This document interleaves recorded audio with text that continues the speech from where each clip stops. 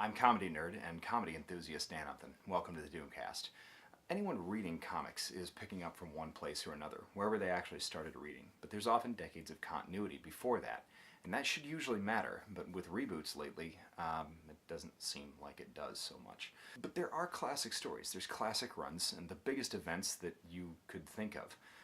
There's also seminal works that are legitimately art in their own right, things that people should be reading. Events that still affect comics today. So what, if you're starting out, should be the first things that you pick on your reading list.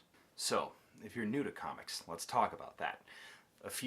Just a few of the many all-time canonical great runs on either graphic novels or comics that are an absolute must-read. Far from the only things that you should be putting on your pull list, these are the absolute musts and a very good starting place for somebody who's new to comics.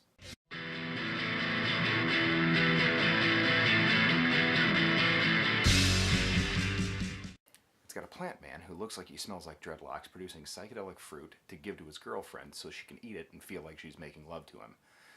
What's not to love about this book? Alan Moore and Bernie Wrightson crafted an incredible, dark, poetic story about the nature of being, sacrifice, and identity. It's not every day that... Actually, it is pretty much every day that the Doom Patrol is dealing with people trying to cut them out of reality or fictional cities that pose a world-ending threat. That's what makes the Doom Patrol by Grant Morrison fantastic and a seminal run. Semantics, metaphysics, meta-everything run wild in a team comprised of a mummy, a cyborg, and a really big lady. Hey, you remember what you did when you made a Lego base way back as a kid and you needed new parts for new stuff? That's right, you wrecked the shit out of it, and that's what DC did with Crisis on Infinite Earths. It's a solid demarcation in the history of comics, a line in the sand that shows the very transition, along with Secret Wars, from the Bronze Age to the modern age of comics, and it set the stage for everything that's happening in DC even now, in a way. Essentially what Marvel seems to be moving to adapt in some form in its film universe. The Infinity Gauntlet acted as a catch-all for the entire Marvel universe and kicked off the 90s era of storytelling for good or ill. Comics started doing things really big, really big at this point, and the entire universe being saved but not rebooted is something worth noting.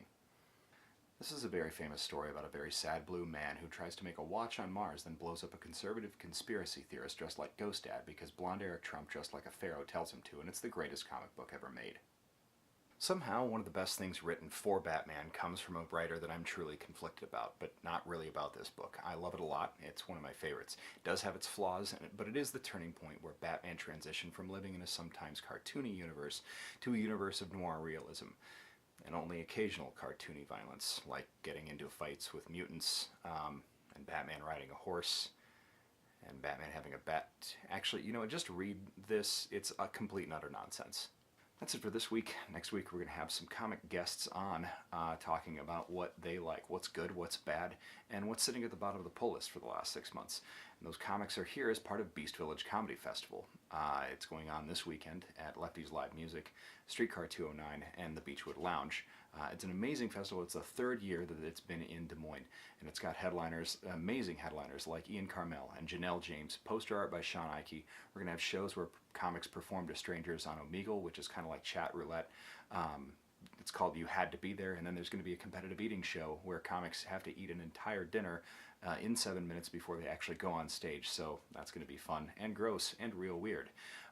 So make sure you come on out this weekend. The whole weekend is just $25.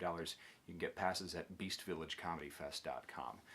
My pick this week is Rick Remender's new book. It's 7 to Eternity. It's fantastic. It's Rick Remender at his Remenderist, and that's always when he's with Jerome Opeña. This is no exception. The art is beautiful. The story is sad and kind of a weird western, but you'll love it. beastvillagecomedyfest.com. Peace.